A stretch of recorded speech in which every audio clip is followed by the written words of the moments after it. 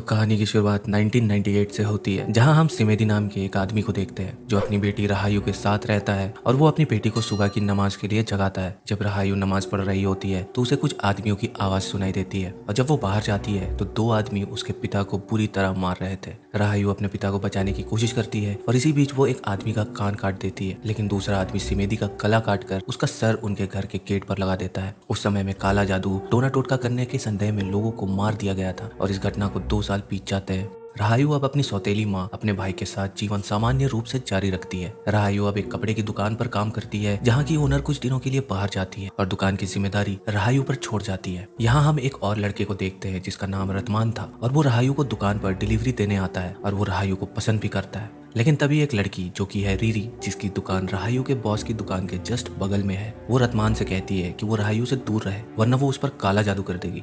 घर वापस आने पर रहायु सेंतोत और अपनी माँ की बातें सुनती है। सेंतोत रहायु की माँ के अंकल है। यहाँ सेंतोत उन्हें वो दुकान वाला घर बेच के साथ चलकर रहने के लिए कहता है, क्योंकि सिमेदी ने मरने से पहले सेंतोत को वो जगह बेचने को कहा था और ये बात रहायु को पसंद नहीं आती, इसीलिए उसकी माँ मना कर देती है। रहायु के पिता की मौत के बाद वहाँ के लोग उन्हें शक की नजर से देखने लगे थे, क्योंकि रहायु के पिता शमन थे। अब जब रहायु बगल के घर में रह रहे सुरवो के घर फल देने जाती है तो उसे वहाँ सांप की छड़ी मिलती है जो सुरवो को सिमेदी ने रखवाली के लिए दी थी। सुरवो से पता लगता है कि वो एक पवित्र छड़ी है। रहायु अपने सौतेले दादाजी यानी सेंतोत को इसलिए पसंद नहीं करती थी क्योंकि उन्होंने रहायु के घर को बेचने की बात कही थी और अगर ऐसा हुआ तो उसे अपने बचपन के घर में वापस जाकर रहना पड़ेगा। और अब वो घर प्रेयर रूम बन चुका था जहाँ लोग नमाज पढ़ने जाते थे। वहीं एक आदमी नमाज पढ़ रहा था जब कोई बार बार उसके कंधे पर हाथ रखता है। वो आदमी थोड़ा डरता तो है लेकिन फिर भी वो नमाज पढ़ता जाता है और दोस्तों वो हाथ शैतान का था। तभी वहाँ लाइट चली जाती है और वहाँ रहायु भी नमाज पढ़ने आई थी। अंदर उस आदमी के साथ मरे हुए लोग भी नमाज पढ़ रहे थे,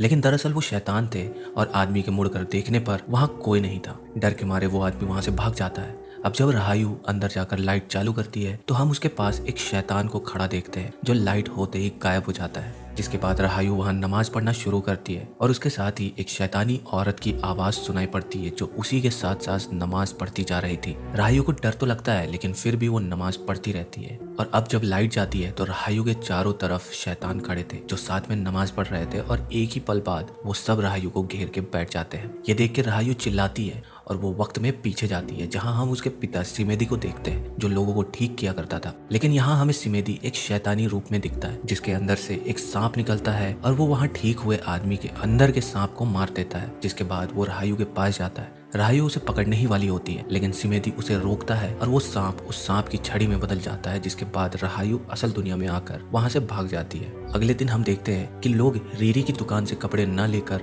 रहायु जिस दुकान पर काम करती है वहाँ की दुकान से कपड़े लेते हैं। ये देखकर रीरी भड़क जाती है और वो रहायु को एक जादूगर की बेटी कहती है। ये सुनने के बाद कपड़े खरीदने आए लोग वहाँ से चले जाते हैं और रीरी उसके पिता के बारे में बुरा भला कहती है, जिसे सुनकर रहायु उस पर अटैक करके उसका गला दबाने लगती है और यहाँ रहायु पोजेस्ड हो गई थी। तभी रतमान आकर रहायु पर दुआ पड़ता है और वो उसे ठीक करता है और रहायु पोजेस्ड हो गई है ये बात वहाँ फैल जाती है क्योंकि वहाँ के लोग उस प्रेयर रूम में जाने के बाद पोजेस्ड हो रहे थे या तो वहाँ पर जाने से डर रहे थे। घर आने पर रहायु की माँ उसे प्रेयर रूम के बारे में पूछती है कि क्या रहायु को वहाँ कुछ दिखता है, लेकिन रहायु मना कर देती है और उसकी माँ कहती है कि जब उसे शैतान दिखे तो वो अल्लाह से दुआ करे। अगले सीन में रहायु देखती है कि जो आदमी उस प्रेयर रूम में नमाज पढ़ रहा था उसकी पीठ में दर्द हो रहा था और रहायु उसकी पीठ पर एक शैतानी बच्चे को चढ़ा हुआ देखती है। रहायु को अपनी आंखों पर विश्वास ही नहीं हो रहा था लेकिन उसने एकदम सही देखा और वो बच्चा एक पल बाद गायब हो जाता है। अब रहायु नमाज पढ़ने लगती है जब वहाँ उसे शैतान के पैर दिखते हैं जो वहीं खड़ा हुआ था और वो अल्लाह से दुआ करती है। लेकिन तभी सामने उसे शैतान कटा हुआ सर लेकर खड़ा नजर आता है और हम देखते हैं कि रहायु शैतानों के बीच लेटी थी और शैतान उसे हॉन्ट करते हैं।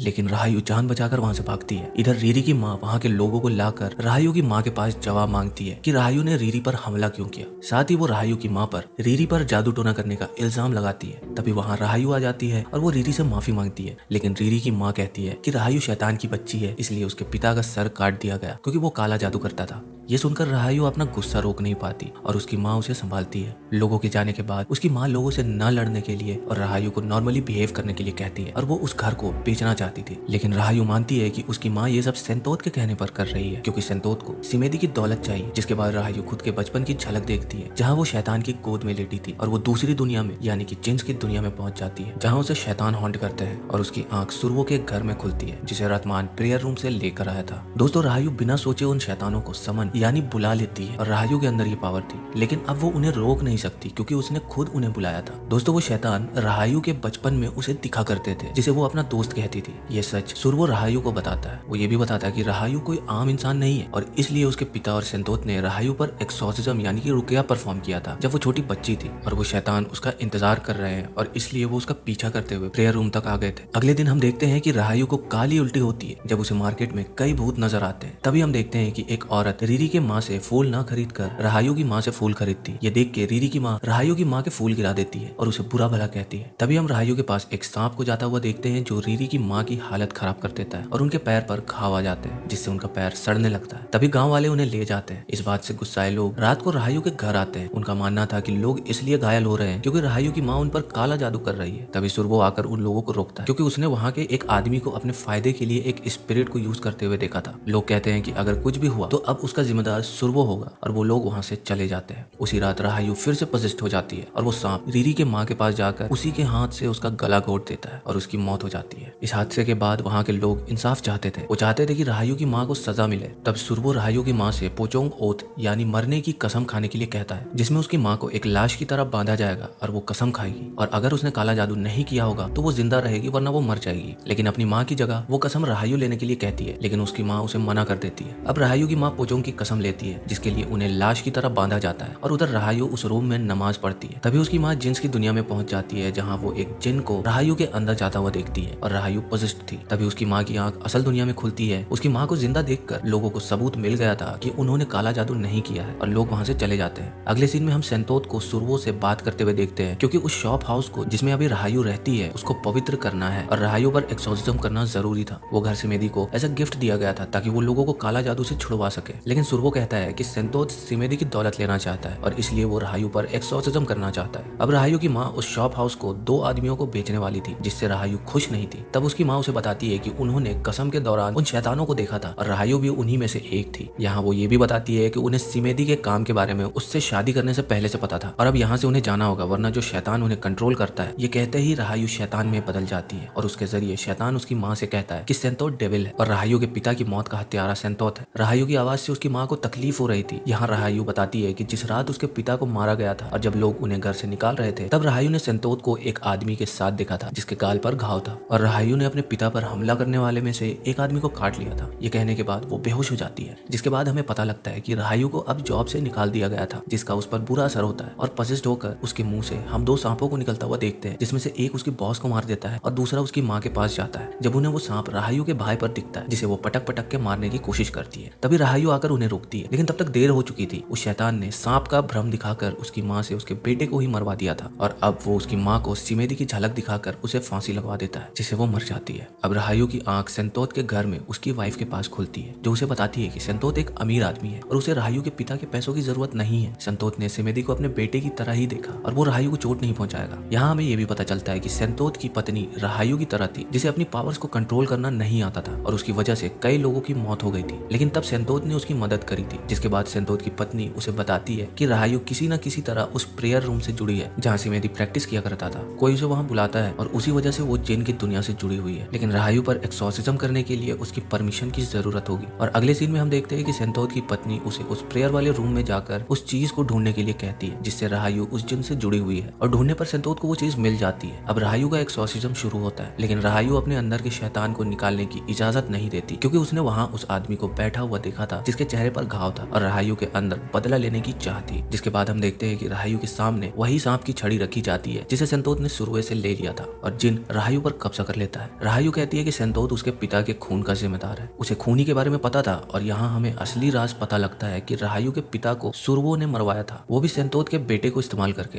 लेकिन वो सिमेदी को मरवाने वाला है ये उसने सेंतोत के बेटे वाहिद को नहीं बताया था। तभी सेंतोत का बेटा पजेस होकर अपने ही पिता को मार डालता है। तब सेंतोत की पत्नी आकर अपने बेटे को होश में लाती है लेकिन उसका बेटा इस पाप के लिए खुद को मार डालता है और अब पजेस्ड राहायु कहती है कि वो मरने के ही लायक थे और अब सेंतोत की पत्नी राहायु पर एक्सोर्सिज्म करती है जिससे वो जिन उसका शरीर छोड़ देता है और एंड सीन में सेंतोत की पत्नी राहायु से उसके पावर्स को कंट्रोल करने के लिए कहती है और खुद को गॉड को सरेंडर करने को कहती है। और हम देखते हैं कि सेंतोत की पत्नी ने वो छड़ी दफना दी थी ताकि वो किसी के हाथ न लगे। वो कोई पवित्र छड़ी नहीं थी और बस ये मूवी यहीं एंड हो जाती है। दोस्तों ये मूवी काफी अच्छी है और आप इसे एक बार जरूर देख सकते हैं। तो आज की वीडियो में बस इतना ही। वीडियो अच्छी लगी हो तो वीडियो को लाइक करें और चैनल पर नए हो तो प्लीज चैनल को सब्सक्राइब सब्सक्राइब करें। मैं मिलता हूँ आपको अपनी अगली वीडियो के साथ में, तब तक के लिए बाय।